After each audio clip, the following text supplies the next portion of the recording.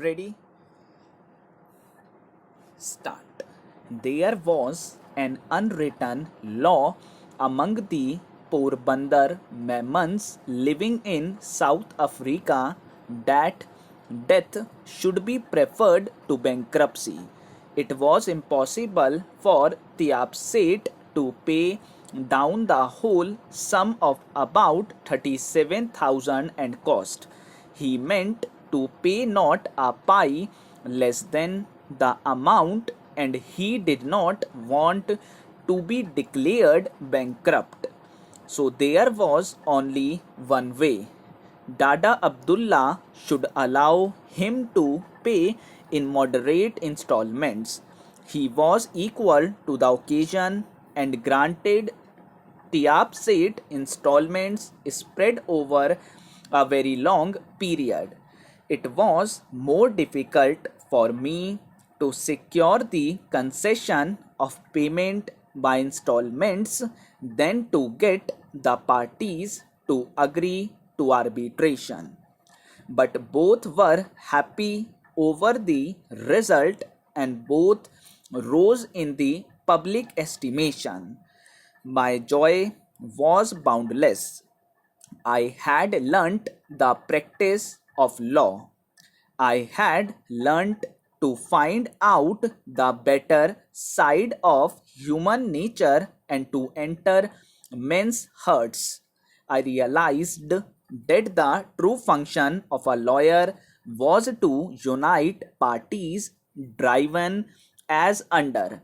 The lesson was so indelibly burnt into me that a large part of my time during the 20 years of my practice as a lawyer was occupied in bringing about private compromises of hundreds of cases. I lost nothing thereby, not even money, certainly not my soul. In our opinion, the lawyers should advise their clients to try for mediation for resolving the disputes, especially where relationships like family relationships, business relationships are involved.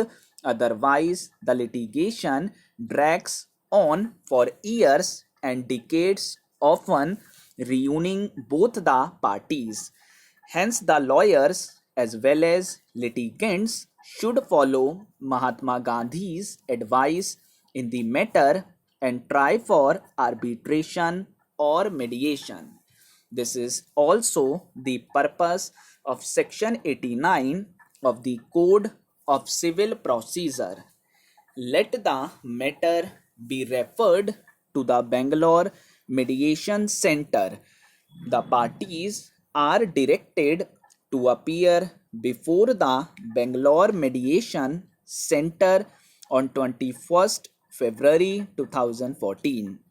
The next case is of an appellant contractor, a partnership firm engaged in the construction business who was awarded a contract by the respondent state government for construction of a dam.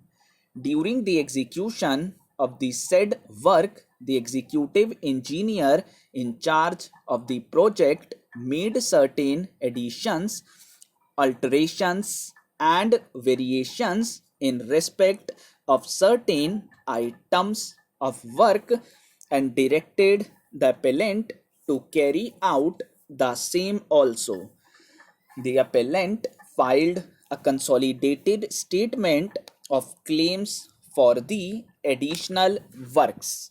The trial court decreed the suit for rupees 2 lakhs with proportionate cost and interest at the rate of 6% per annum from the date of the suit till realization.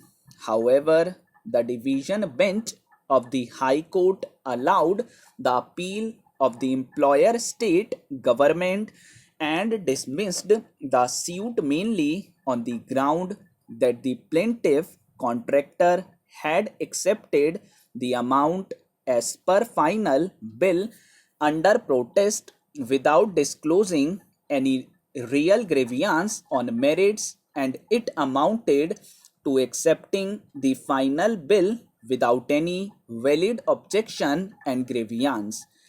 It further held that the conduct of the contractor in accepting the final bill and thereafter sending statutory notice and filing the suit for recovery of the differential amount was barred by the principle of estoppel. Aggrieved, the plaintiff contractor filed the appeal.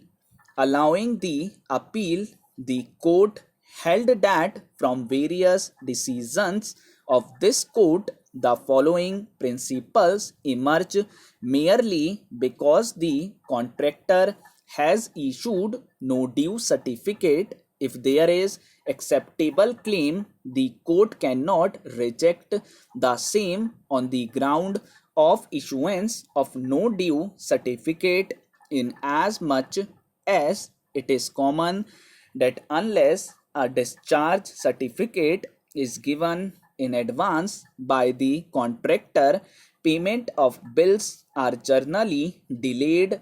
Therefore, such a clause in the contract would not be an absolute bar to a contractor raising claims which are genuine at a later date, even after submission of such no claim certificate, even after execution of full and final discharge voucher or receipt by one of the parties, if the said party is able to establish that he is entitled to further amount for which he is having adequate materials, he is not barred from claiming such amount merely because of acceptance of the final bill by mentioning without prejudice or by issuing no due